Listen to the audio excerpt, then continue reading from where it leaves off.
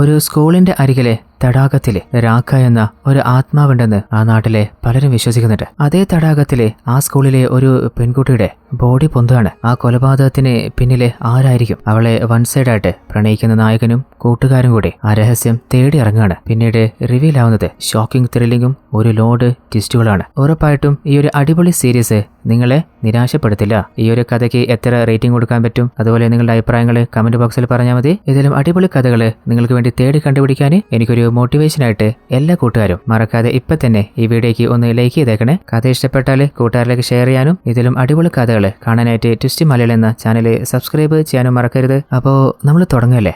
ഈ കഥയുടെ തുടക്കത്തിലെ ഏതോ ഒരു പെൺകുട്ടി വല്ലാതെ ഭയന്ന് അർദ്ധരാത്രി ഒരു കാട്ടിലൂടെ എങ്ങോട്ട് ഓടിക്കൊണ്ടിരിക്കുകയാണ്. അപ്പോഴാണ് നമ്മൾ കാണുന്നത് അവളുടെ പിന്നാലെ ഏതോ ഒരുത്തനില്ലേ മുഖത്ത് വെള്ള ചായയൊക്കെ തേച്ചിട്ട് അവൾ ഉപദ്രവിക്കാൻ വരികയാണ്. ഇനിയിപ്പോ ഇവൻ വല്ല സൈക്കോയാണോ എന്നറിയില്ല. അവൻ പറയുന്നുണ്ട്, താര, നീ ഇനി എങ്ങോട്ട് പോയാലും എന്റെ അടുത്ത് നിന്ന് നിനക്ക് രക്ഷപ്പെടാനേ പറ്റില്ല. അവന്റെ അടുത്തുനിന്ന് എങ്ങനെയൊക്കെയോ ഓടി ഒളിക്കാൻ നോക്കുമ്പോൾ അവൾക്ക് കഴിയുന്നില്ല. അവസാനം അവന്റെ മുമ്പില് താര പെട്ടുപോവാണ്. ഇവന്റെ പേരാണ് വ്യോം. പേടിച്ച് താര പറയുന്നുണ്ട്, നിനക്ക് എന്താ വേണ്ടേ? എന്ത് വേണമെങ്കിലും ഞാൻ ചെയ്യാം, എന്നെ വെറുതെ വിട്ടേക്ക്. അപ്പോ വ്യോമില്ലേ, ആഹാ, നീ എനിക്ക് വേണ്ടി എന്തും ചെയ്യോ? അങ്ങനെയാണെങ്കിൽ ഒരു കാര്യം ചെയ്യ്, എനിക്ക് നിന്റെ ഡയറി വേണം. അപ്പോ താര, എന്ത് ഡയറിയോ? ഡയറി കാണോടാ നീ എന്നെ ഇങ്ങനെ ഭയപ്പെടുത്തിയേ? അപ്പോഴാണ് പെട്ടെന്ന് ഏതൊരു ഞെട്ടി എഴുന്നേൽക്കുന്നത്. അതായത് ഇവൻ തന്നെയാണ് വ്യോം. അതുമാത്രല്ല നമ്മുടെ ഈ കഥയിലെ നായകൻ. സാറോനെ ഞെട്ടി എഴുന്നേൽപ്പിച്ചിട്ട് എന്ത് ഡയറി താന്നൊക്കെയാ നീ പറഞ്ഞ്? അപ്പോഴാണ് വ്യോമിന് മനസ്സിലാവുന്നത്, ഓഹോ, അപ്പൊ കുറച്ചു നേരത്തെ ഞാൻ കണ്ടതൊക്കെ സ്വപ്നമായിരുന്നല്ലേ. സാറാണെങ്കിൽ എപ്പോ വന്നാലും ക്ലാസ്സൊക്കെ കിടന്നിങ്ങനെ ഉറങ്ങിക്കാട്ടാ. സത്യം പറടാ, നീ ആരെയാ സ്വപ്നം കണ്ടുകൊണ്ടിരുന്നേ? ഏതോ പെൺകുട്ടിയാന്ന് മനസ്സിലായിട്ടുണ്ട്. എന്നാല് വ്യോം അതിനെ കുറിച്ച് ഒന്നും പറയുന്നില്ല. ഓഹോ, നിന്നോട് ഞാൻ ചോദിച്ചാല് മറുപടി പറയാൻ പറ്റില്ല അല്ലേ? അപ്പൊ ഒരു കാര്യം ചെയ്യ്, താനെ നേരെ പോയിട്ട് പ്രിൻസിപ്പളിനോട് പറഞ്ഞാൽ മതി. പ്രിൻസിപ്പളിനെ കണ്ട ശേഷം ക്ലാസ് കയറ്റണോ വേണ്ട ഞാൻ തീരുമാനിക്കാം. അവനും പ്രിൻസിപ്പളിനെ കാണാൻ പോകുമ്പോ ക്ലാസ്സിലെ എല്ലാ കുട്ടികളും അവനെ കളിയാക്കാണ്. അതായത് ഇത് ആദ്യമായിട്ടൊന്നുമല്ല, ഇടക്കിടക്ക് ഇതുപോലെ വ്യോമ സ്വപ്നം കണ്ടിട്ടുമുണ്ട്, സാറ് പണിഷ്മെന്റ് കൊടുത്തിട്ടുമുണ്ട്. അപ്പോൾ വ്യോമ പറയുന്നുണ്ട്, എനിക്ക് ഈ ക്ലാസ്സിൽ ആകെ ബെസ്റ്റ് ഫ്രണ്ടായിട്ട് 4 ആൾക്കാരേ ഉള്ളൂ. അതിൽ ഒരാളുടെ പേര് ശീതൾ. പേര് കേൾക്കുമ്പോൾ പെൺകുട്ടിയെന്ന് കരുതണ്ട, അവനൊരു ആൺകുട്ടിയാണ്. പിന്നെ 2 ട്വിൻ ബ്രദേഴ്സ്. അതിൽ ഒരാളുടെ പേര് സെൽവിൻ, ഒരാളുടെ പേര് ഫ്രാങ്ക്ലിൻ. അടുത്തതും അവസാനമായിട്ട് ഒരു പെൺകുട്ടി, ഇവളുടെ പേര് ആനന്ദി. എന്നാൽ ആനന്ദിക്ക് അവളുടെ മനസ്സിൽ അവളൊരു പെൺകുട്ടിയാണോ ആൺകുട്ടിയാണോ എന്ന് മനസ്സിലാവാത്തൊരവസ്ഥയാണ്. എന്നാലും അവൾക്ക് ഒരു ആൺകുട്ടിയുടെ പേര് കേൾക്കാൻ ഇഷ്ടം. അതുകൊണ്ട് തന്നെ ആനന്ദി എന്നല്ല, ആനന്ദ് എന്ന് വിളിച്ചാൽ മതി എന്നാണ് അവൾ പറയാറ്. അങ്ങനെ 4 ഫ്രണ്ട്സ് മാത്രമാണ് നമ്മുടെ വ്യോമിന് ആ ക്ലാസ്സിലുള്ളത്. അങ്ങനെ വ്യോമ് നേരെ പ്രിൻസിപ്പളിനെ കാണാൻ പോകുമ്പോൾ ഓപ്പോസിറ്റ് സീനിയർ സ്റ്റുഡൻസ് വരികയാണ്. അവർ വരുമ്പോഴും നമ്മുടെ വ്യോമിനെ ചൊറിഞ്ഞുകൊണ്ട്, എന്താടാ പാലും കുപ്പി എന്നൊക്കെ വിളിച്ചിട്ടാണ് പോകുന്നത്. എന്നാലേ വ്യോമിനെ ആരൊക്കെ എന്തൊക്കെ വിളിച്ച് കളിയാക്കിയാലും അവനതൊന്നും വലിയ സീരിയസ് ആയിട്ട് എടുക്കാറില്ല. അങ്ങനെ പോയിക്കൊണ്ടിരിക്കുമ്പോൾ ഒരു ക്ലാസ്സിലേക്ക് അവൻ ആരെ ഏന്തി നോക്കുന്നുണ്ട്. അത് വേറെ ആരുമല്ല, നമ്മുടെ വ്യോമ പ്രണയിക്കുന്നത് ഒരു സീനിയർ ആയിട്ടുള്ള പെൺകുട്ടിയാണ്. അവളുടെ പേരാണ് താര. അതായത് കഥയുടെ ആരംഭത്തിൽ നമ്മൾ കണ്ടില്ലേ, അതേ പെൺകുട്ടി തന്നെ. എന്നാൽ അവൻ ക്ലാസ്സിൽ നോക്കുമ്പോൾ താരയുള്ള സീറ്റിൽ അവളില്ല. ക്ലാസ്സിൽ മുഴുവൻ നോക്കിയപ്പോഴും അവളിന്ന് വന്നിട്ടില്ല. അല്ല, അവൾ എന്തായിരിക്കും വരാത്തെ? എന്തായാലും അതൊന്ന് കണ്ടുപിടിക്കണല്ലോ. അങ്ങനെ വ്യോമ നേരെ പോകുന്നത് നമ്മുടെ പ്രിൻസിപ്പളിനെ മീറ്റ് ചെയ്യാനാണ്. അപ്പോൾ വ്യോമിന്റെ വോയിസിൽ വ്യോമ പറയുന്നുണ്ട്, നിങ്ങൾ കരുതുന്ന പോലെ ഇവര് ഈ സ്കൂളിന്റെ വെറും പ്രിൻസിപ്പൾ മാത്രമല്ല, എന്റെ അമ്മയാണ്. അമ്മയുടെ പേര് ആനി. ഓൾറെഡി നമ്മുടെ സാറ് കാര്യങ്ങൾ പറഞ്ഞിട്ടില്ലേ. അപ്പോൾ അമ്മ ഞാൻ ഉപദേശിക്കാണ്, ക്ലാസ്സിൽ വന്നാല് പഠിപ്പിക്കുന്ന പാഠം ശ്രദ്ധിച്ചൂടെ? അപ്പോഴാണ് വ്യോമില്ലേ അവന്റെ ഏട്ടനെ കുറിച്ച് നമ്മളോട് പറയുന്നത്. ഏട്ടന്റെ പേര് മാനവ്. നമ്മുടെ മാനവ് സീനിയർ സ്റ്റുഡൻസ് ചെയ്യുന്ന പോലെ തന്നെ നമ്മുടെ വ്യോമിനെ പലപ്പോഴും പലതും പറഞ്ഞ് കളിയാക്കുകയും ചെയ്യും. താക്കം കിട്ടിയാല് വല്ലാതെ ഉപദ്രവിക്കുകയും ചെയ്യും. അതുകൊണ്ട് അവൻ നമ്മളോട് പറയാണ്, എനിക്ക് എന്റെ ഏട്ടന്റെ ഈ ഒരു സ്വഭാവം കൊണ്ട് തന്നെ അവനെ തീരെ കണ്ണെടുത്ത കണ്ടുകൂടാ. അതേസമയത്ത് അമ്മ ആനി പറയുന്നുണ്ട്, വ്യോമെ, ഇനി ഒരിക്കലും ക്ലാസ്സിൽ കടന്ന് നീ ഉറങ്ങിയെന്ന് കംപ്ലൈന്റ് ഞാൻ കേൾക്കാൻ പാടില്ല. ഇത് അവസാന വാണിംഗ് ആണ്. അങ്ങനെ അവനെ ക്ലാസ്സിലേക്ക് പറഞ്ഞേക്കാണ്. അങ്ങനെ വരുമ്പോഴാണ് അവന്റെ ഓപ്പോസിറ്റ് അവന്റെ പ്രണയിനി താര നിൽക്കുന്ന കാണുന്നത്. എന്നാൽ അത് താരയല്ല, അതും അവന്റെ ഒരു ഇല്യൂഷൻ മാത്രമാണ്. അപ്പോൾ അവന്റെ ലൈഫിൽ താര എങ്ങനെയാ വന്നത് ആ ഒരു ഫ്ലാഷ് ബാക്ക് നമ്മളോട് പറയാണ്. അതായത് നമ്മുടെ വ്യോമില്ലേ, അവൻ പഠിക്കുന്നത് 10ാം ക്ലാസ്സിലാണ്. എന്നാൽ താര പഠിക്കുന്നത് 11ാം ക്ലാസ്സിലാണ്. താര അവള് സീനിയർ ആണെങ്കിലും അവളെ എന്തുകൊണ്ടാണ് എനിക്കിഷ്ടം എന്നറിയോ? അവള് ആർട്സിലും സ്പോർട്സിലും എല്ലാ പരിപാടികളിലും പങ്കെടുക്കും. അതുപോലെ നല്ല ബ്രില്യൻ്റ് ആയിട്ട് പഠിക്കുകയും ചെയ്യും. പിന്നെ സൗന്ദര്യം, അതിനെക്കുറിച്ച് പറയണ്ടല്ലോ. അങ്ങനെ സംസാരിച്ചുകൊണ്ടിരിക്കുമ്പോൾ പെട്ടെന്ന് താരയില്ലേ അവന്റെ നേരെ മുൻപിൽ വന്ന് അവനോട് എന്തോ പറയുന്ന പോലെ അവന് തോന്നുകയാണ്. എന്നാൽ അതും അവന്റെ വെറും ഇല്യൂഷൻ മാത്രമാണ്. വ്യോമ് ആകെ ഒരിക്കൽ മാത്രമേ താരയായിട്ട് സംസാരിച്ചിട്ടുള്ളൂ. അതായത് താര ആർട്സിലും സ്പോർട്സിലൊക്കെ നല്ല ബ്രില്യൻ്റ് ആയിട്ടുള്ള സ്റ്റുഡൻ്റ് ആയതുകൊണ്ട് പലപ്പോഴും അവള് മിക്സഡ് ടെന്നീസും ഷട്ടിലൊക്കെ കളിക്കാറുണ്ട്. അങ്ങനെ ഒരിക്കൽ ഷട്ടിൽ കളിക്കുമ്പോൾ താരയുടെ ചെയിനിലെ അവൾ അറിയാതെ ഊരി താഴെ വീണുപോണ്. ആ ഒരു ചെയിന് വ്യോമ് കണ്ടപ്പോൾ അത് അരികിൽ പോയിട്ട് ആ ഒരു ചെയിൻ എടുത്ത് നോക്കുമ്പോഴാണ് അത് തന്റെ ചെയിനാണല്ലോ എന്ന് താര കാണുന്നതും അവന്റെ അരികിലേക്ക് വരുന്നതും. ഒരുപാട് ടാങ്ക്സ് ഉണ്ട്, നീ ആ ചെയിൻ കണ്ടിട്ടില്ലെങ്കിൽ ചിലപ്പോൾ ഞാനും ചിലപ്പോൾ മറന്നുപോയനെ. അങ്ങനെ വ്യോമ് അവൾക്ക് ചെയിന് കൊടുത്തതാണ്. അന്നാണ് ആദ്യമായിട്ടും അവസാനമായിട്ടും താര അവനോട് സംസാരിച്ചത്. ഇനി ഒരിക്കൽ കൂടി അവളോടൊന്ന് സംസാരിക്കാൻ പറ്റില്ല എന്നുള്ള ആ ഒരു ആഗ്രഹത്തോടെ അവൻ നടന്നു വന്നുകൊണ്ടിരിക്കുമ്പോൾ പെട്ടെന്നൊരു അനൗൺസ്മെന്റ് കേൾക്കാണ്. അതായത് കഴിഞ്ഞ ദിവസം മുതൽ താരയെ കാണാനില്ല. അവള് വീട്ടിലേക്കോ സ്കൂളിലേക്കോ പരിചയമുള്ള ഒരു സ്ഥലത്തും എത്തിയിട്ടില്ല. അതുകൊണ്ട് തന്നെ അവളുടെ പാരന്റ്സ് അവളെ അന്വേഷിച്ചിറങ്ങാണ്. ഈ സ്കൂളിലെ ആർക്കെങ്കിലും താരയെ കുറിച്ച് എന്തെങ്കിലും അറിയാണെങ്കിൽ പ്രിൻസിപ്പളിനോടും അതുപോലെ താരയുടെ പാരന്റ്സിനോടും പറയാനാണ് ആ ഒരു അനൗൺസ്മെന്റിൽ പറയുന്നത്. വ്യോമ് താരയെ ഒന്ന് കാണാൻ പറ്റുന്ന ആഗ്രഹിച്ചിരിക്കുമ്പോൾ പെട്ടെന്ന് അവളെ കഴിഞ്ഞ ദിവസം മുതൽ കാണുന്നില്ലെന്ന് അറിഞ്ഞപ്പോൾ വല്ലാതെ പേടിയും വിഷമൊക്കെ ആവാണ്. അങ്ങനെ സ്കൂളിലെ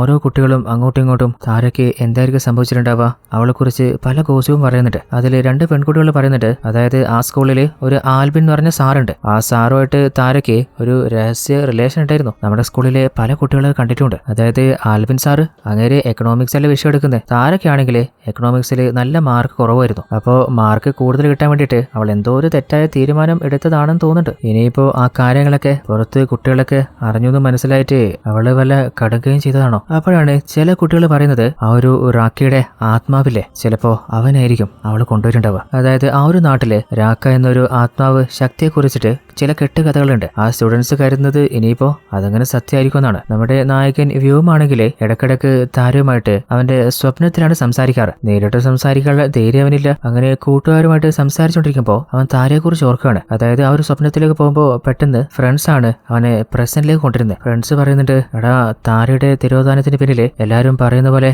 ആ രാഖയായിരിക്കും. അപ്പൊ വ്യോമ്, നിനക്ക് എന്താടാ രാക്ക, അതൊരു കെട്ട് കഥയല്ലേ, ഇന്നത്തെ കാലത്തും ആരെങ്കിലൊക്കെ അത് വിശ്വസിക്കോ? അവള് കാണാതായതിന് പിന്നിലെ വേറെ എന്തോ രഹസ്യമുണ്ട്. അതായത് അവള് മിസ്സിംഗ് ആണെന്ന് മാത്രം അവർക്ക് ഉറപ്പാണ്. അങ്ങനെ ആ സ്കൂളിൽ ജോലി ചെയ്യുന്ന ആരെങ്കിലൊക്കെ താരയെക്കുറിച്ച് എന്തെങ്കിലും സംസാരിക്കുന്നുണ്ടോ എന്ന് അവർ ഒളിഞ്ഞു കേൾക്കുന്നുണ്ട്. പക്ഷെ പ്രത്യേകിച്ച് അവർക്ക് ഒരു ക്ലൂ കിട്ടുന്നില്ല. അങ്ങനെ അവളെ കാണാതായിട്ട് കുറച്ച് നാളായി. വീട്ടിലെത്തിയിട്ടില്ല, വേറെ എവിടെയും എത്തിയിട്ടില്ല. സ്കൂളിൽ നിന്നും പ്രത്യേകിച്ച് ക്ലൂ ഒന്നും കിട്ടാത്തതുകൊണ്ട് 2 പോലീസുകാരില്ലേ നമ്മുടെ പ്രിൻസിപ്പളിനോട് അവളെ കുറിച്ച് അന്വേഷിക്കാൻ വേണ്ടി സ്കൂളിലേക്ക് വരികയാണ്. അപ്പോഴാണ് നമ്മുടെ വ്യോമില്ലേ അവന്റെ അമ്മയോട് ഒന്ന് സംസാരിക്കാൻ വേണ്ടിയിട്ട് അമ്മയുടെ റൂമിലേക്ക് വരുന്നത്. അപ്പോ മോനെ, ഞാനവരോട് സംസാരിച്ചുകൊണ്ടിരിക്കുക, ഒരു 2 മിനിറ്റ് നീ പുറത്തേക്ക് ആ ഒരു വാതിൽ ചാരിക്കോ, എന്നിട്ട് നമുക്ക് ഒന്നിച്ചു പോവാം. എന്നാല് ഓഫീസേഴ്സും അമ്മയും തമ്മിൽ എന്തൊക്കെയാ സംസാരിച്ചുകൊണ്ടിരുന്നേ, എന്താ ഡിസ്കസ് ചെയ്തതെന്ന് നമ്മുടെ വ്യോമ കേട്ടിട്ടില്ല. അങ്ങനെ അമ്മ വണ്ടി ഡ്രൈവ് ചെയ്ത് പോയിക്കൊണ്ടിരിക്കുമ്പോൾ പെട്ടെന്ന് ആരോ ഒരാൾ അമ്മക്ക് കോൾ ചെയ്യാണ്. അത് കേട്ടപ്പോ എന്തോ ഷോക്കായ പോലെ ഞാൻ വേഗം തന്നെ വന്നേക്കെന്ന് പറഞ്ഞിട്ട് മകൻ വ്യോമിനെ വീട്ടിലിറക്കിയിട്ട് അമ്മ ഒരു അർജന്റ് ആവശ്യത്തിന് പോവാണ്, തിരിച്ച് വരുന്നവരെ സേഫ് ആയിട്ടിരിക്കുന്നു പറഞ്ഞിട്ട് അവിടുന്ന് പോകുമ്പോൾ വ്യോമിന് എന്തോ സംശയമുണ്ട്. എങ്ങോട്ടായിരിക്കും അമ്മ പോകുന്നത്, എന്തോ പതർച്ചയുണ്ട്, എന്തോ സംഭവം ഉണ്ടല്ലോ. അങ്ങനെ അമ്മയെ ഫോളോ ചെയ്ത് പിന്നാലെ പോകുമ്പോൾ എന്തായിരുന്നു സംഭവം എന്ന് അപ്പോഴാണ് നമ്മൾ കാണുന്നത്. അതായത് വ്യോമ പഠിക്കുന്ന സ്കൂളിലെ ആ സ്കൂളിന്റെ അരികിലായിട്ട് ഒരു തടാകമുണ്ട്. ആ ഒരു ഏരിയയിലാണ് രാഖ എന്ന ആ ഒരു ആത്മാവുള്ളതായിട്ട് പലരും വിശ്വസിക്കുന്നതും ഭയന്നിട്ട് അങ്ങോട്ട് പോവാത്തതും. എന്നാൽ ആ ഒരു തടാകത്തില് അവര് തേടി നോക്കുമ്പോൾ ഒരു പെൺകുട്ടിയുടെ ബോഡി കിട്ടിയിട്ടുണ്ട്. അത് വേറെ ആരുമല്ല, കാണാതായ നമ്മുടെ താരയുടെ ബോഡി തന്നെയാണ്. എന്നാൽ മകളുടെ അവസ്ഥ കണ്ടിട്ട് അവളുടെ അച്ഛനും അമ്മയ്ക്കും സഹിക്കാൻ പറ്റുന്നില്ല. എന്നാൽ അതിനുള്ളില് നമ്മുടെ വ്യോമും ആ ഒരു സ്ഥലത്തെത്തിയിട്ടില്ലേ, താരയ്ക്ക് സംഭവിച്ചത് അവനും കണ്ട് ഷോക്കായി പോകുമ്പോൾ അമ്മ ആനെ അവനെ അത് കാണാതെ തടഞ്ഞുകൊണ്ട് നിന്നോട് ഇങ്ങോട്ട് ഞാൻ വരരുതെന്ന് പറഞ്ഞതല്ലേ. എന്നാൽ ആ ഒരു കാഴ്ച കണ്ടിട്ട് നമ്മുടെ വ്യോമിനില്ലേ സങ്കടം സഹിക്കാൻ പറ്റുന്നില്ല. അങ്ങനെ നൈറ്റ് വ്യോമിനെ കൂട്ടി തിരിച്ച് വീട്ടിലെത്തിയിട്ടുണ്ട്. അങ്ങനെ വ്യോമിന് ഫുഡ് കൊടുക്കാണ്. അപ്പോഴാണ് വ്യോമിന്റെ ഏട്ടനോട്, എടാ നീ എന്താ ഫുഡ് കഴിക്കാൻ വരാത്തെ, വേഗം വാന്ന്. എന്നാല് മാനവ്, അമ്മ എനിക്ക് ഫുഡ് വേണ്ട. അത് കേട്ടപ്പോ വ്യോമിന്, അല്ല ഏട്ടൻ എന്താ ഫുഡ് വേണ്ടാത്തെ, ഇനിയിപ്പോ താരയുടെ മരണമായിട്ട് എന്തെങ്കിലും ബന്ധമുണ്ടാവോ? എന്നാല് താരയുടെ വേർപാട് അവന് മുറിവേൽപ്പിച്ചുകൊണ്ടേ ഇരിക്കുകയാണ്. അപ്പോഴാണ് കാര്യങ്ങൾ അറിഞ്ഞിട്ട് അവന്റെ ഫ്രണ്ട്സ് അവനെ വിളിച്ചു ചോദിക്കുന്നത്, വ്യോമെ നീ ഓക്കെ അല്ലേ? ഓക്കെ ആണെന്ന് ചോദിച്ചാല് ഓക്കെ അല്ല, പക്ഷേ ഓക്കെ ആവാതിരിക്കാൻ പറ്റൂലല്ലോ. അങ്ങനെ വ്യോമിന് എപ്പോഴും സങ്കടം സഹിക്കാൻ പറ്റാതാകുമ്പോ അവൻ നേരെ സമാധാനത്തിന് അവന്റെ അമ്മയുടെ അരികിലാണ് പോയി കിടക്കാറ്. അവന്റെ അമ്മയാണെങ്കിൽ നേരത്തെ ഉറക്കത്തിലാണ്. അപ്പോൾ അവിടെ ചുമരിലായിട്ട് നമ്മുടെ വ്യോമിന്റെ ഫാമിലി, അച്ഛൻ, അമ്മ, ഏട്ടൻ, അവർ 4 പേരുടെ ഫോട്ടോ കാണുന്നുണ്ട്. എന്നാൽ ഇപ്പൊ അവരുടെ കൂടെ അച്ഛനില്ലല്ലോ. അപ്പൊ അച്ഛനെ കുറിച്ചിട്ടുള്ള ഫ്ലാഷ് ബാക്ക് വ്യോമ് നമ്മളോട് പറയാണ്. അതായത് എനിക്ക് എപ്പോഴും എന്റെ അച്ഛനെ ഉണ്ടായിരുന്നുള്ളൂ. ചെറുപ്പത്തില് എന്റെ ഏട്ടൻ മാനവില്ലേ, അവൻ എന്നെ വെള്ളത്തില് മുക്കി കൊല്ലാൻ വരെ ശ്രമിച്ചിട്ടുണ്ട്. പലപ്പോഴും എന്നെ ഉപദ്രവിച്ചപ്പോഴൊക്കെ എന്നെ രക്ഷിക്കാന് എന്റെ അച്ഛൻ ഓടി വന്നിട്ടുണ്ടായിരുന്നു. എന്നാൽ ഇപ്പോ അച്ഛൻ എന്റെ അരികിലില്ല. വ്യോമിന്റെ അച്ഛനില്ലേ ഒരു ഒരു ആക്സിഡന്റിൽ മരണപ്പെട്ടു പോയതാണ്. അങ്ങനെ വ്യൂമിന്റെ വോയിസ് ഓവറിൽ അവന്റെ ഫ്ലാഷ് ബാക്ക് കേൾക്കുമ്പോൾ പെട്ടെന്ന് ആരോ വന്ന് വാതിൽ തട്ടാണ്. അങ്ങനെ അവര് പോയി നോക്കുമ്പോൾ അത് വേറെ ആരല്ല, പോലീസ് ടീമാണ്. അല്ല സാറേ, എന്താ ഈ രാത്രി സമയത്ത്? താര മരണപ്പെട്ടില്ലേ? അതൊരു സാധാരണ മരണമല്ല, ഒരു കൊലപാതകമാണെന്ന് സംശയമുണ്ട്. അതില് നിങ്ങളുടെ മകനെയാണ് ഞങ്ങൾക്ക് സംശയം. അത് കേട്ടപ്പോൾ വ്യൂമിനും ഓൾറെഡി തന്റെ ഏട്ടന്റെ മേലെ നല്ല ഡൗട്ട് ഉണ്ടായിരുന്നില്ലേ? ഇന്ന് നൈറ്റും ഫുഡും കഴിച്ചിട്ടില്ല, എന്തോ ഡിപ്രസ്ഡ് പോലെ. അതുപോലെ പലപ്പോഴും താരവുമായിട്ട് ഏട്ടൻ മാനവ് ചുറ്റി നടക്കുന്നതും ടൈം സ്പെൻഡ് ചെയ്യുന്നതൊക്കെ അവൻ കണ്ടിട്ടുണ്ട്. അപ്പൊ വ്യൂമാണെങ്കിൽ തന്റെ ഏട്ടൻ മാനവിനോട് നീയല്ലേ ഇതൊക്കെ ചെയ്തത്? എന്നാൽ അപ്പോഴാണ് പോലീസ് ഓഫീസർ അമ്മയോട് പറയുന്നത് നിങ്ങളുടെ ഇളയ മകൻ വ്യൂമില്ലേ, അവനാണ് ഈ കൊലപാതകത്തിന് പിന്നിലെന്ന് നമുക്ക് നല്ല സംശയമുണ്ട്. അപ്പൊ ഒരു കാര്യം ചെയ്യ്, നിങ്ങൾ നാളെ മറക്കാതെ രാവിലെ തന്നെ അവനെയും കൂട്ടിട്ട് സ്റ്റേഷനിലേക്ക് വന്നേക്ക്. അത് കേട്ടപ്പോഴാണ് വ്യൂമ് അല്ല ഇത്രയും നേരം അങ്ങനെ എന്നെ കുറിച്ചാണ് പറഞ്ഞുകൊണ്ടിരുന്നത്. അപ്പോൾ കുറച്ചു നേരത്തെ പോലീസുകാരൻ വന്നപ്പോൾ വ്യൂമിന്റെ അമ്മയുടെ ഫോണിലേക്ക് ഒരു വീഡിയോ ഷെയർ ചെയ്ത് കൊടുത്തിട്ടുണ്ടായിരുന്നു. അത് പ്ലേ ചെയ്തപ്പോൾ ആ ഒരു വീഡിയോയില് വ്യൂമിന്റെ സ്കൂളിന്റെ അരികിലുള്ള ആ തടാകില്ലേ, ആ തടാകത്തിലേക്ക് അർദ്ധരാത്രി വ്യൂം ഒറ്റക്ക് പോയിട്ടുണ്ടായിരുന്നു. ആ ഒരു വിഷ്വലി CCTV ക്യാമറയിൽ പതിഞ്ഞിട്ടുണ്ട്. സമയം രാത്രി ഒരു 2:45. എന്നാൽ വ്യൂമ് അവന്റെ കൺട്രോൾ നഷ്ടപ്പെട്ട പോലെയാണ് അങ്ങോട്ട് പോയിക്കൊണ്ടിരുന്നത്. അപ്പോൾ ഈ ഒരു വിഷ്വലാണ് പോലീസിന് തന്റെ മകന്റെ മേലെ സംശയം വരാനുള്ള കാരണമെന്ന് അവന്റെ അമ്മ ആനിക്ക് വ്യക്തമായിട്ട് മനസ്സിലാവുന്നുണ്ട്. അടുത്ത സീനിൽ നമ്മൾ കാണുന്നത് നമ്മുടെ ആനിയിലെ അവര് നല്ല ഉറക്കത്തിലാണ്. പെട്ടെന്ന് എന്തോ ഒരു ശബ്ദം കേട്ട് ഞെട്ടി എഴുന്നേൽക്കാണ്.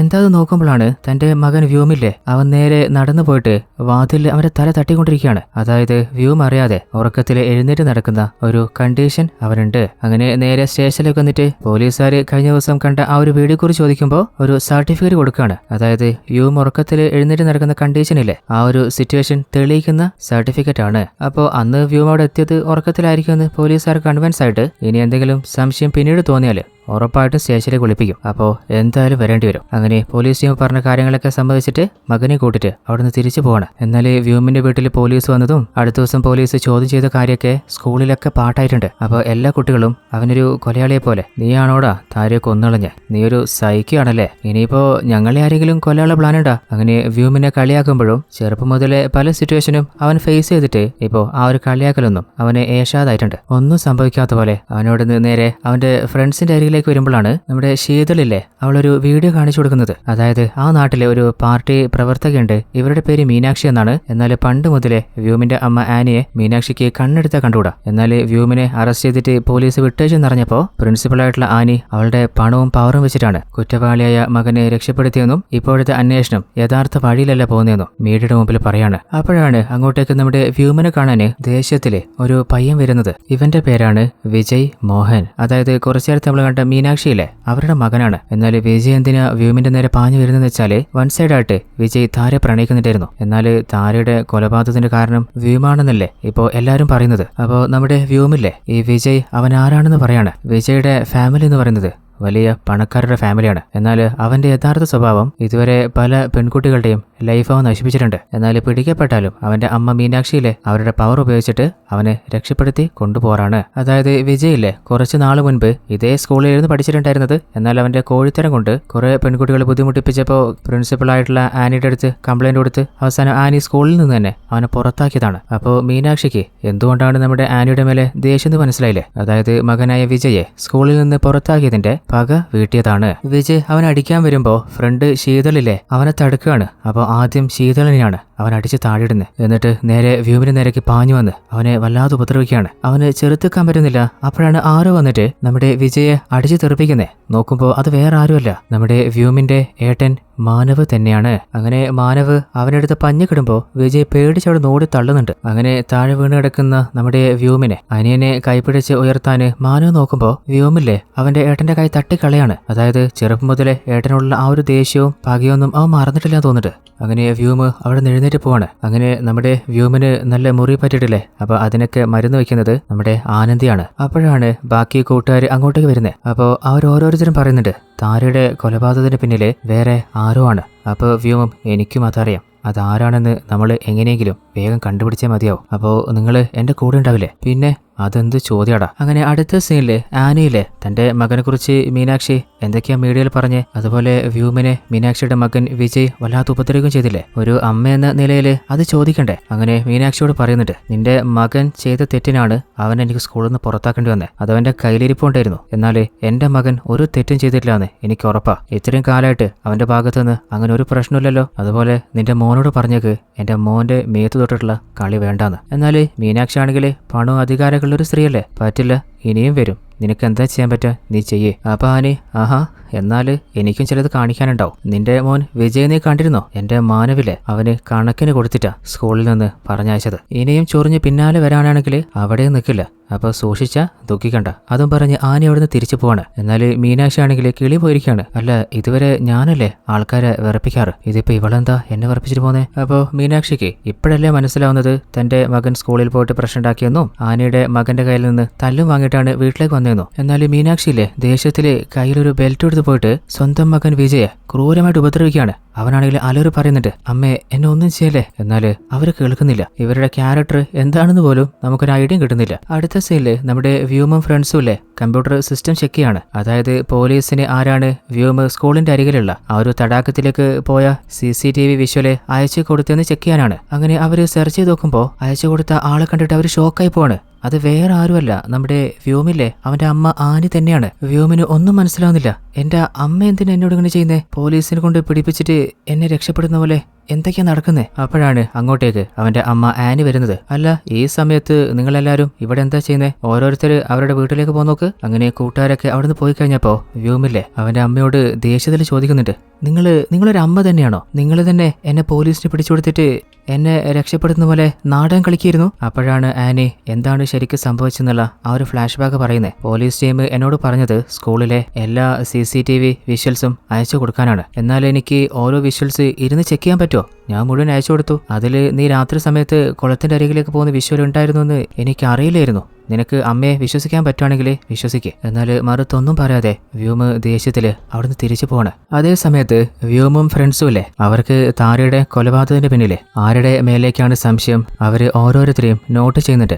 ആദ്യം സംശയം വിജയുടെ മേലെ തന്നെയാണ്. കാരണം അവന്റെ സ്വഭാവം ഒരു നല്ല കോഴിയുടേതാണ്. കുറെ പെൺകുട്ടികളുടെ പിന്നാലെ നടന്നിട്ട് അവരുടെ ലൈഫ് അവൻ നശിപ്പിക്കുകയും ചെയ്തിട്ടില്ലേ. അപ്പോൾ അതുപോലെ താരെ വൺ സൈഡായിട്ട് പ്രണയിച്ച് അവളുടെ പിന്നാലെ അവനും നടന്നിട്ടുണ്ടായിരുന്നു. ഇനിയിപ്പോ അവനായിരിക്കോ? എന്നാൽ മറ്റ് ചില ഫ്രണ്ട്സ് പറയുന്നത് നമ്മുടെ സ്കൂളിലെ ആൽബിൻ സാറില്ലേ അങ്ങേരുമായിട്ട് താരക്കുള്ള റിലേഷനെ കുറിച്ച് സ്കൂളിൽ പാട്ടായിരുന്നില്ലേ, നല്ല ക്ലോസ് ആയിരുന്നില്ലേ, ചിലപ്പോ ഇനി ആൽബിൻ സാർ ആയിരിക്കോ? എന്നാൽ അവരുടെ കൂട്ടത്തിലുള്ള ട്വിൻസ് ബ്രദേഴ്സില്ലേ അവര് പറയുന്നത് നമ്മുടെ സ്കൂളിന്റെ തടാകത്തിന്റെ അരികില്ലേ റാക്കിയുടെ ആത്മാവുണ്ട് എന്ന് പറയുന്നില്ലേ, ഇനിയിപ്പോ ആ റാഖി ആയിരിക്കോ? അപ്പൊ വ്യോമം നമുക്ക് നോക്കിക്കളയാം. അപ്പോൾ നമുക്ക് സംശയമുള്ള 3 ആളുകളുടെ പേര് നമുക്ക് ലിസ്റ്റിൽ ആഡ് ചെയ്യാം. ഇനിയിപ്പോ നമ്മൾ അറിയാത്ത വേറെ ആരെങ്കിലും ഇതിന്റെ പിന്നിൽ ഉണ്ടാവോ? അങ്ങനെ അവര് ശരിക്ക് ചിന്തിച്ചു നോക്കുമ്പോഴാണ് കാർത്തിക് എന്ന ഒരു പയ്യനെ കുറിച്ച് അവർക്ക് ഓർമ്മ വരുന്നത്. അതായത് കാർത്തിക്കിന് മ്യൂസിക്കില് നല്ല അറിവുണ്ട്. അപ്പോൾ പലപ്പോഴായിട്ട് താരെ അവൻ ഇംപ്രസ് ചെയ്യാൻ ട്രൈ ചെയ്തിട്ടുണ്ട്. എന്നാൽ എത്രയൊക്കെ അവൻ ശ്രമിച്ചിട്ടും താര അവന് ശ്രദ്ധ പോലും കൊടുത്തിട്ടില്ല. അപ്പോൾ അവന് വല്ലാതെ ദേഷ്യം വരികയാണ്. അപ്പോഴാണ് അവനൊരു കാര്യം അറിയുന്നത്.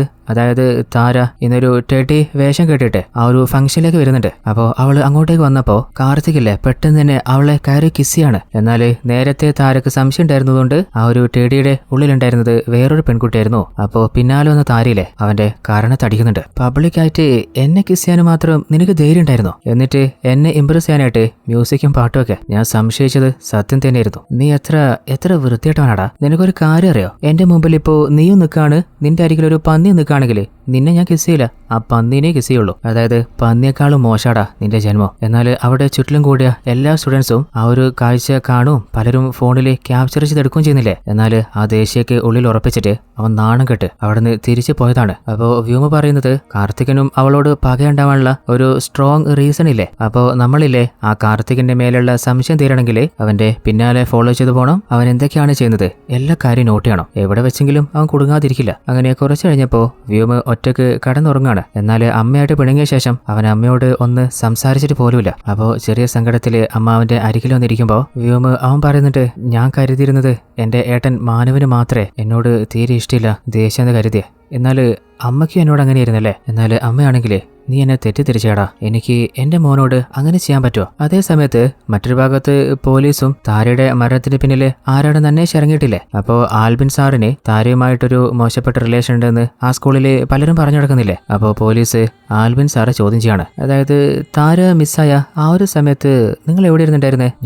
ഞാനെന്റെ വീട്ടിൽ തന്നെ ഇരുന്നു സാറേ. അല്ല ആൽബിനെ വീട്ടിൽ തന്നെയാണെന്ന് ഉറപ്പിച്ച് പറയാന് നിന്റെ അടുത്ത് എന്ത് തെളിവാളേ? ആരെങ്കിലും സാക്ഷിയുണ്ടോ? സാക്ഷി ഉണ്ടോന്ന് ചോദിച്ചാല് ഉണ്ട് സാറേ, ഞാന് ആ സമയത്ത് വീട്ടില് പാട്ട് കേട്ടോണ്ടിരിക്കുന്നു. അപ്പോൾ കുറച്ച് വോളിയം കൂടുതലായതുകൊണ്ട് എൻ്റെ നെയ്ബർ വന്ന് കലഹൊക്കെ ഉണ്ടാക്കി അതിനുശേഷമാണ് ഞാൻ ആ സൗണ്ട് കുറച്ച്. അപ്പോൾ അങ്ങേര് ഞാൻ അവിടെ ഉള്ളത് കണ്ടതാ. അപ്പോൾ പോലീസല്ലേ നെയ്ബറെ വിളിച്ചു ചോദിക്കുമ്പോൾ ആൽബിൻ അയാൾ പറഞ്ഞത് സത്യം തന്നെ സാറേ. അയാളുടെ വീട്ടിലൊക്കെ നോക്കിയപ്പോൾ ഭയങ്കര ശബ്ദമായിരുന്നു. ഞാൻ പറഞ്ഞിട്ട് അയാൾ മ്യൂസിക്കിന്റെ സൗണ്ട് കുറയ്ക്കുകയും ചെയ്തു. അടുത്ത സീനില് നമ്മുടെ പോലീസ് ടീമിലെ മാനവനെ ചോദ്യം ചെയ്യാണ്. താരയുടെ കൂടെ നിന്നെ പല സ്ഥലത്തും പലരും മുൻപ് കണ്ടിട്ടുണ്ടല്ലോ. അപ്പോൾ മാനവ് സാറേ നമ്മള് ഫ്രണ്ട്സ് ആണ്. അപ്പോൾ കാണുന്നുണ്ട്, കുഴപ്പമെന്താ? പിന്നെ താരയുടെ ബെസ്റ്റ് ഫ്രണ്ട് ആരായിരുന്നു എന്ന് അന്വേഷിച്ച് നോക്കുമ്പോഴാണ് സഞ്ജന എന്ന ഒരു പെൺകുട്ടിയാണ് അവളുടെ ബെസ്റ്റ് ഫ്രണ്ട് എന്ന് മനസ്സിലാവുന്നേ. താര അവൾക്ക് എന്തെങ്കിലും ബുദ്ധിമുട്ടുള്ളതായിട്ടോ പ്രശ്നമുള്ളതായിട്ടോ നിന്നോട് എന്തെങ്കിലും പറഞ്ഞിരുന്നോ? എന്നോടൊന്നും പറഞ്ഞിട്ടില്ല സാറേ. അവൾക്ക് ഇങ്ങനെ പറ്റുന്ന ഞാൻ കരുതിയൂല. അടുത്ത സീനില് സഞ്ജനയ്ക്ക് തന്റെ ബെസ്റ്റ് ഫ്രണ്ട് താര മരണപ്പെട്ടത് സഹിക്കാൻ പറ്റുന്നില്ല. അവളുടെ കണ്ണ് നിറഞ്ഞൊഴുകുമ്പോ അങ്ങോട്ട് വന്ന ആനന്ദി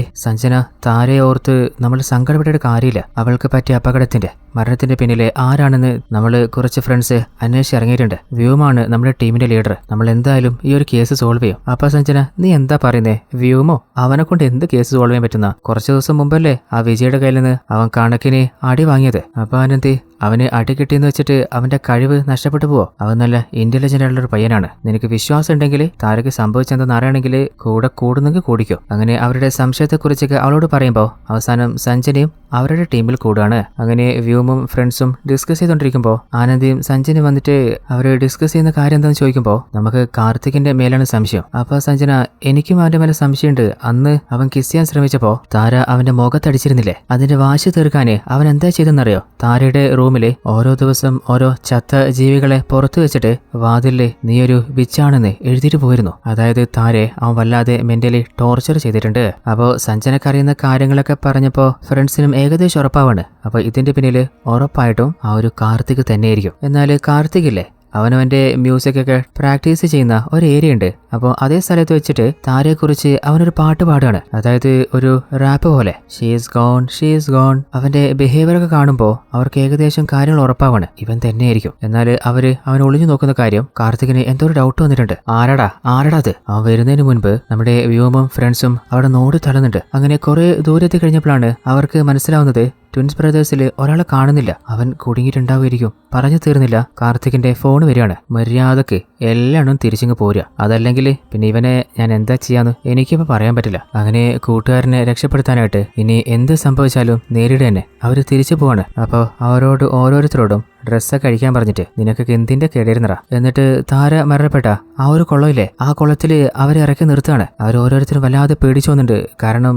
റാഖിയുടെ ആത്മാവ് ഈ ഒരു സ്ഥലത്തിലുള്ള അവര് പേടിച്ചിട്ട് ഞങ്ങള് കയറി വരട്ടെ, വല്ലാതെ പേടിയാകുക. അപ്പൊ കാർത്തിക് എനിക്ക് താരോട് ദേഷ്യം ഉണ്ടായിരുന്നു എന്നത് സത്യ. പക്ഷേ അവളെ ഞാൻ ഒന്നും ചെയ്തിട്ടില്ല. ചെയ്യേണ്ടതൊക്കെ ഞാൻ ചെയ്ത് കഴിഞ്ഞതാ. അങ്ങനെ അവരുടെ ഫോട്ടോ എടുത്ത് വെച്ചിട്ട് ഇനിയും വെറുതെ എന്റെ പിന്നാലെ വരാൻ നിൽക്കരുത്. അങ്ങനെ കാർത്തിക് അവിടുന്ന് വേഗം പോവാണ്. അപ്പോൾ നമ്മുടെ വ്യൂമും പേടിച്ചു വരച്ചിട്ട് അവിടുന്ന് വേഗം പോകുന്നുണ്ട്. കാരണം രാഖിയുടെ ആത്മാവ് വന്നാലോ. എന്നാൽ അപ്പോഴാണ് ബേക്കിലായിപ്പോയ വ്യൂമിന് അവിടെ നനങ്ങാൻ പറ്റുന്നില്ല. അപ്പോൾ പേടിച്ചിട്ട് എടാ നിക്കടാ, എന്റെ കാല് ആരോ പിടിച്ചിട്ടുണ്ടോ തോന്നിട്ട്. എന്നാൽ അതിനുള്ളില് ഫ്രണ്ട്സ് അവിടുന്ന് കയറി പോയിട്ടുണ്ട്. എന്നാൽ പേടിച്ച് വരച്ച് അവൻ കാല് പിടിച്ചു വലിക്കുന്നുണ്ട്. അവസാനം ഭാഗ്യത്തില് അത് ചളിയിൽ താന്നുവതിരുന്നു. രക്ഷപ്പെട്ട് പുറത്തു വന്നിട്ട് ഇനിയിപ്പോ പിന്നിൽ രാഖി ഉണ്ടാവോ? അങ്ങനെ ഭയത്തില് അവൻ തിരിഞ്ഞു നോക്കുകയാണ്. എന്നാൽ അവൻ എന്തെങ്കിലും കണ്ടോ എന്ന് നമുക്ക് വ്യക്തമാകുന്നില്ല. ഇവിടെയാണ് ഈ കഥയുടെ 2ാമത്തെ എപ്പിസോഡ് അവസാനിക്കുന്നത്. അങ്ങനെ അടുത്ത ദിവസം സ്കൂളിലൊരു ഫംഗ്ഷൻ നടക്കുകയാണ്. അതായത് താര മരണപ്പെട്ടിട്ട് ഇപ്പോൾ 2 ആഴ്ച കഴിഞ്ഞിട്ടുണ്ട്. അങ്ങനെ അവളുടെ ആത്മാവിന് നിത്യശാന്തിക്ക് വേണ്ടിയിട്ട് ആ സ്കൂളിലെ എല്ലാവരും കുട്ടികളും ടീച്ചേഴ്സ് എല്ലാം മെഴുകുതിരി കത്തിച്ചിട്ട് അവൾക്ക് വേണ്ടിയിട്ട് മനസ്സിൽ പ്രാർത്ഥിക്കുന്നുണ്ട്. അപ്പോഴാണ് നമ്മുടെ ആനി ഒരു ഗിഫ്റ്റ് പാക്ക് ചെയ്തിട്ട് വ്യൂമിന്റെ കയ്യിൽ കൊടുത്തിട്ട് നമ്മുടെ സ്കൂളിലെ പ്യൂണ് ഗണേശില്ലേ, ഇന്ന് അദ്ദേഹത്തിന്റെ ബർത്ത്ഡേ, ഈ ഒരു ഗിഫ്റ്റ് അങ്ങേർക്ക് കൊടുത്തിട്ടു. അങ്ങനെ വ്യൂം ആ ഒരു ഗിഫ്റ്റ് എടുത്ത് പോകുമ്പോഴാണ് സഞ്ജനെ കാണുന്നത്. അതായത് ആ ഒരു ഗണേശിന്റെ ബർത്ത്ഡേ സെലിബ്രേറ്റ് ചെയ്യാൻ തന്നെയാണ് സഞ്ജന പോയിക്കൊണ്ടിരിക്കുന്നത്. അങ്ങനെ എല്ലാവരും കണ്ടപ്പോൾ ഗണേശിന് വല്ലാതെ ഹാപ്പി ആവാണ്. അങ്ങനെ ബർത്ത്ഡേ കേക്കൊക്കെ മുറിച്ച് അവരോരോരുത്തരോടും ഗണേശ് താങ്ക്സ് പറയാണ്. എന്നാൽ കഴിഞ്ഞ ദിവസമല്ലേ മരണപ്പെട്ട താരയുടെ ചടങ്ങ് സ്കൂളിൽ നടന്നേ. അപ്പോൾ തന്റെ മകളോട് ഗണേശ് പറയുന്നുണ്ട്, താര ചേച്ചി നിനക്കൊരു ഡാൻസ് പഠിപ്പിച്ചു തന്നിട്ടില്ലേ, ആ ഒരു ഡാൻസ് ഇവർക്ക് കാണിച്ചു കൊടുക്ക്. അങ്ങനെ ആ ഒരു കുഞ്ഞോളില്ലേ അവരുടെ മുമ്പിൽ ഡാൻസ് കളിക്കുകയാണ്. അപ്പോഴാണ് അവളുടെ ഒരു മാല ഊരി താഴെ വീണ് പോകുന്നത്. അത് നമ്മുടെ വ്യൂമ് കണ്ടപ്പോൾ ആ ഒരു മാല എടുത്തു കൊടുക്കാൻ നോക്കുകയാണ്. അടുത്ത് ആ മാല കണ്ടപ്പോഴാണ് ഈ മാല ഇത് താരയുടേത് പോലെ ഉണ്ടല്ലോ. എന്നാൽ അതിനെക്കുറിച്ച് ആരോടൊന്നും പറയാതെ പ്യൂണ് ഗണേശിനോട് പോലും ചോദിക്കാതെ അവിടുന്ന് തിരിച്ചു പോവാണ്. അപ്പോൾ സഞ്ജന, അല്ലടാ നിന്റെ മുഖത്ത് എന്താ ഒരു ടെൻഷൻ പോലെ? അത് ആ കുട്ടി ഡാൻസ് കളിച്ചപ്പോൾ ഒരു ചെയിൻ എടുത്തു കൊടുത്തില്ലേ, ആ ചെയിൻ നമ്മുടെ താരയുടേത് പോലെ ഉണ്ടായിരുന്നു. നിനക്കും അങ്ങനെ തോന്നിയോ? എനിക്കും അത് കണ്ടപ്പോൾ അങ്ങനെ തോന്നിയടാ. അവിടുന്ന് ഞാൻ പറയണ്ടെന്ന് വെച്ചതാ. എങ്ങനെയായിരിക്കും ആ കുട്ടിക്ക് ആ ചെയിൻ കിട്ടിയിട്ടുണ്ടാവുക? ഇനിയിപ്പോ താരക്ക് സംഭവിച്ചതിന് പിന്നിലെ ആ ഗണേശ് അങ്ങേര് വല്ലതും? അങ്ങനെ ഗണേശിന്റെ മേലെയും സംശയം സ്റ്റാർട്ട് ആവാണ്. അങ്ങനെ അടുത്ത ദിവസം ക്ലാസ് കഴിഞ്ഞ് നമ്മുടെ പ്യൂണ് അങ്ങനെയുടെ ജോലിയും കഴിഞ്ഞ് തിരിച്ചു വന്ന് നോക്കുമ്പോൾ നമ്മുടെ വ്യൂമും ഫ്രണ്ട്സും ഇല്ലേ അങ്ങനെ ചുറ്റി വളയുന്നുണ്ട്. അപ്പൊ പ്യൂണ്, അല്ല വല്ലാതെ ലേറ്റ് ആവാനായില്ലേ, എല്ലാരും എന്തെങ്ങനെ നിൽക്കുന്നത്, വീട്ടിൽ പോകുന്നില്ലേ, വീട്ടിലേക്ക് വിട്ടോ? അത് ചേട്ടാ, നമ്മളൊരു കാര്യം ചോദിക്കാൻ വേണ്ടിയിട്ടാ ഇവിടെ കാത്തു നിന്നത്. മരണപ്പെട്ട താരയുടെ ആ ഒരു ചെയിൻ എങ്ങനെയാ ചേട്ടന്റെ മകളുടെ കയ്യിൽ വന്ന്? താരയുടെ ചെയിനോ? അത് അവളുടെതൊന്നുമല്ല. നിങ്ങൾ എന്താ ചോദിക്കുന്നത്? എനിക്ക് മനസ്സിലാവുന്നില്ല. അങ്ങനെ ഗണേശ് അവിടുന്ന് പോവാൻ നോക്കുമ്പോ നമ്മുടെ പയ്യന്മാരില്ലേ വീണ്ടും അയാളുടെ ഫ്രണ്ടിൽ വന്നിട്ട് ബ്ലോക്ക് ചെയ്യാണ്. അപ്പൊ ഗണേശ്, എന്താടാ ഈ സമയത്ത് ധൈര്യശാലികള് ഒരേ ഒരു കാര്യം ചെയ്യുള്ളൂ. എന്ത്, ഫൈറ്റാ? അല്ല, എന്റെ അമ്മയില്ലേ പ്രിൻസിപ്പള്, അമ്മയോട് എല്ലാ കാര്യം ഞാൻ പറയും. അപ്പോൾ ഗണേശിന് വല്ലാതെ പേടിയാവാണ്. ജോലി ധരിക്കും, പണിയും കിട്ടും. അപ്പോൾ അയാൾ ചില ഫ്ലാഷ് ബാക്ക് പറയാണ്. നിങ്ങളിത് ആരോടും പറയരുത്. ഈ സ്കൂളിലെ പല കുട്ടികൾക്കും ഞാൻ ചെറിയ ചെറിയ സഹായങ്ങൾ ചെയ്തു കൊടുക്കാറുണ്ട്. അതായത് ചില സാധനങ്ങൾ വാങ്ങിക്കൊടുക്കുക, അതിന്റെ കൂട്ടത്തിൽ എക്സാമിന്റെ ക്വസ്റ്റ്യൻ പേപ്പറില്ലേ അത് ഞാൻ നേരത്തെ എത്തിച്ചു കൊടുക്കാറുണ്ട്. അങ്ങനെയാണ് താരക്കും ഞാൻ ക്വസ്റ്റ്യൻ പേപ്പർ എടുത്തു കൊടുത്തേ. എന്നാൽ അവൾ എന്നെ ചീറ്റ് ചെയ്യുന്നു. ആ ഒരു വിഷ്വല് ഫോട്ടോ എടുത്തു വെച്ചിട്ട് അവൾ എന്നെ ഭീഷണിപ്പെടുത്താൻ തുടങ്ങി. അവള് എന്നെ ഒരു അടിമയെ പോലെ കണ്ടിട്ട് കുറേയധികം ജോലികൾ എന്നെ കൊണ്ട് ചെയ്യിപ്പിച്ചു. എന്നാൽ മറുത്ത് എനിക്കൊന്നും ചെയ്യാൻ പറ്റാത്ത അവസ്ഥയായിരുന്നു. അന്ന് ആ ക്വസ്റ്റ്യൻ പേപ്പർ കൊടുത്തതിന് പ്രതിഫലമായിട്ടാണ് അവൾ എനിക്ക് ചെയിൻ തന്നത്. അപ്പൊ ആനന്ദ്, നിങ്ങൾ ആരോടാ പറയുന്നത്? ക്വസ്റ്റ്യൻ പേപ്പർ കൊടുത്തതിന് ഒരു ചെയിനൊക്കെ തരാന്ന് പറഞ്ഞാൽ അവള് അതിനു മാത്രം റിച്ചൊന്നുമല്ല. അപ്പോൾ അയാൾ പറയണോ വേണ്ടോ എന്നൊക്കെ ചിന്തിച്ചുകൊണ്ട്, അത് സത്യത്തില് താരയില്ലേ അവള് പ്രഗ്നന്റ് ആയിരുന്നു. അതെനിക്ക് എങ്ങനെയാ മനസ്സിലായെന്നറിയോ? എന്റെ ഭാര്യയില്ലേ അവള് ഹോസ്പിറ്റലിലെ നഴ്സാണ്. അങ്ങനെ ആ ഹോസ്പിറ്റലിൽ വെച്ചിട്ട് താരയെ കണ്ടതാ. അപ്പോൾ ആ കാര്യം താര അറിഞ്ഞപ്പോൾ അവളാണ് ഇങ്ങോട്ട് വന്നിട്ട് എനിക്ക് ചെയിൻ തന്നത്. എന്നിട്ട് ഒരിക്കലും അവള്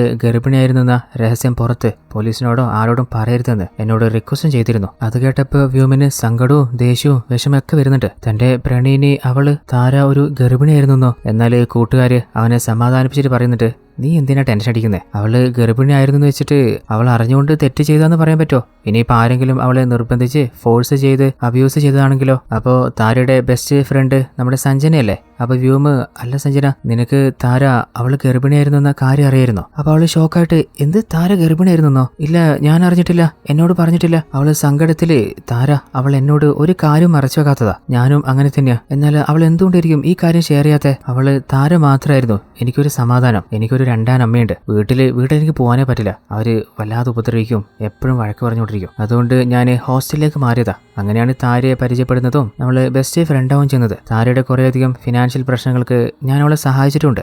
അവൾക്കിനി എന്ത് പ്രശ്നം വന്നാലും അവളുടെ കൂടെ ഞാൻ നിൽക്കുന്നത് അവൾക്ക് അറിയുന്നതല്ലേ. പിന്നെ എന്തുകൊണ്ടായിരിക്കും ഈ കാര്യം അവൾ എന്നോട് പറയാത്തെ? എന്നാൽ താര അവള് മരണപ്പെട്ട ശേഷവും ബോഡി കിട്ടിയിട്ടും പോലീസ് അവള് ഗർഭിണിയായിരുന്നോ അങ്ങനത്തെ ഒരു കാര്യവും ഡിസ്ക്ലോസ് ചെയ്തിട്ടില്ല. ചിലപ്പോ താര അവളൊരു മൈനർ അല്ലേ. അപ്പൊ ആ കാര്യം അറിഞ്ഞു കഴിഞ്ഞാൽ താരയുടെ കുടുംബം സങ്കടപ്പെടുന്ന കരുതിയിട്ടായിരിക്കും. അടുത്ത സീനിൽ നമ്മൾ കാണുന്നത് ഗണേശനെ പോലീസ് ടീം പൊക്കിയിട്ടുണ്ട്. അല്ല, താര ഗണേശന് ചെയിന് കൊടുത്തതും അവൾ ഗർഭിണിയായിരുന്ന കാര്യമൊക്കെ നമ്മുടെ വ്യോമൻ ടീം ഒരിക്കലും പോലീസിനോട് പറഞ്ഞിട്ടില്ലല്ലോ. പിന്നെ പോലീസ് എങ്ങനെയാണ് ആ കാര്യം അറിഞ്ഞെന്നറിയില്ല. അപ്പൊ അവര് ചോദിക്കുന്നുണ്ട്, മര്യാദക്ക് പറഞ്ഞ ഗണേശ്, ആ ഒരു ചെയിന് എങ്ങനെയാടാ നിനക്ക് കിട്ടിയേ? നിങ്ങൾ എന്തിനെ കുറിച്ചാണ് സാറാ ചോദിക്കുന്നത്? എന്ത് കിട്ടിയെന്ന്, ആർക്ക് കിട്ടിയെന്ന്, ഏത് ചെയിന്? ആഹാ, നിനക്കൊന്നും അറിയില്ല അല്ലേ? ചോദിച്ചാൽ പറയില്ലെങ്കിൽ ആ വായുന്നതും എടുക്കാൻ എനിക്ക് അറിയാമെന്നും പറഞ്ഞിട്ടേ ഇൻസ്പെക്ടറില്ലേ ഇവനെ ഞെട്ടും ബോൾട്ട് ഊരി പുറത്തിടാൻ പറയുന്നുണ്ട്. അങ്ങനെ എല്ലാവരും കൂടി ചേർന്നിട്ട് അവനെ പഞ്ഞു കിടുകയാണ്. അങ്ങനെ ഇപ്പോ ഗണേശും താരയുടെ കൊലപാതകത്തിലെ സംശയാലുമായിട്ട് അറസ്റ്റിലായില്ലേ, ആ ഒരു ന്യൂസും മീഡിയയിലൂടെ പുറത്തു വരികയാണ്. ആ ഒരു ന്യൂസ് നമ്മുടെ ആനയെ കാണുമ്പോൾ അവര് വല്ലാതെ ഷോക്കാവുന്നുണ്ട്. ഗണേശനെ കുറിച്ച് ആനയ്ക്ക് നല്ലോണം അറിയുന്നല്ലേ. അയാളുടെ ബർത്ത്ഡേക്ക് ഒരു കേക്കെല്ലാം കൊടുക്കുകയും ചെയ്തു.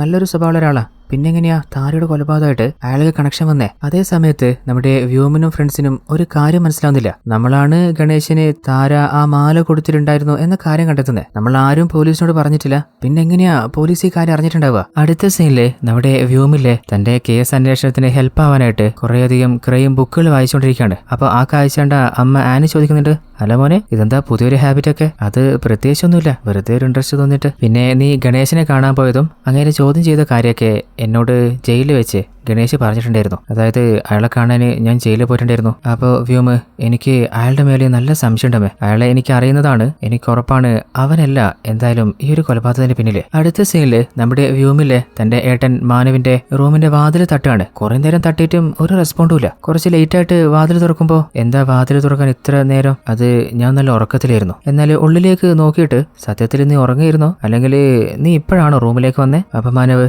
നിനക്ക് എന്താ വേണ്ടേ? വന്ന കാര്യം പറയണ്ടേ പറ, അല്ലെങ്കിൽ പോടാ. എന്നാൽ വ്യൂമ് സംശയത്തിലാണ് നോക്കുമ്പോൾ മനു അവനെ തള്ളിവിടുന്നുണ്ട്. ഇവൻ എന്തിനാ ഇങ്ങനെ ബിഹേവ് ചെയ്യേണ്ട കാര്യം? ഓൾറെഡി അവന്റെ മേലുള്ള സംശയമില്ലേ അത് വീണ്ടും സ്ട്രോങ് ആവാണ്. എന്നാൽ മറ്റൊരു ഭാഗത്ത് കൂട്ടുകാരൊക്കെ പറയുന്നത് ഇതിന്റെ പിന്നില് ഗണേശ് ആവാൻ സാധ്യതയില്ലേ? അയാള് ക്വസ്റ്റ്യൻ പേപ്പർ അടിച്ചു മാറ്റി കുട്ടികൾക്ക് കൊടുക്കുന്നത് താര കണ്ടിട്ട് ഫോട്ടോ എടുത്തിരുന്നില്ലേ? ആ ദേഷ്യം തീർക്കാന് അയാൾ കൊലപ്പെടുത്തിയിട്ടില്ലെന്ന് എന്താ ഉറപ്പ്? എന്നാൽ എന്റെ അമ്മയോടും ഗണേശന്റെ മേലുള്ള സംശയത്തെക്കുറിച്ച് പറഞ്ഞതാ. എന്നാൽ അമ്മയ്ക്കാണെങ്കിൽ ഗണേശ് ഒരിക്കലും അത് ചെയ്യാനുള്ള സാധ്യതയില്ല എന്നുള്ള നല്ല ഉറപ്പുണ്ട്. ഇതിന്റെ പിന്നില് വേറെ ആരോ ആണ്. അതെന്തായാലും നമ്മൾ കണ്ടെത്തണം. അപ്പോൾ നമുക്ക് സംശയമുള്ള എല്ലാ ആളുകളെയും ശരിക്ക് നമുക്കൊന്ന് വാച്ച് ചെയ്യാം. അപ്പോഴാണ് നമ്മുടെ വ്യൂമിന്റെ ഒരു വിഷ്വല്ലേ അവന്റെ അരികിലായിട്ട് താര വന്നിരിക്കുന്ന പോലെ അവന് തോന്നുന്നേ. അപ്പോൾ ഡയറക്റ്റ് ആയിട്ട് അവളോട് തന്നെ അവൻ ചോദിക്കുന്നുണ്ട്, താര നിന്നെ കൊലപ്പെടുത്തിയ താര? അപ്പോൾ അവളാണെങ്കിലേ ഞാനിത് കാണിച്ചു തരാം. ഇനി എന്തായിരിക്കും സംഭവിക്കുക?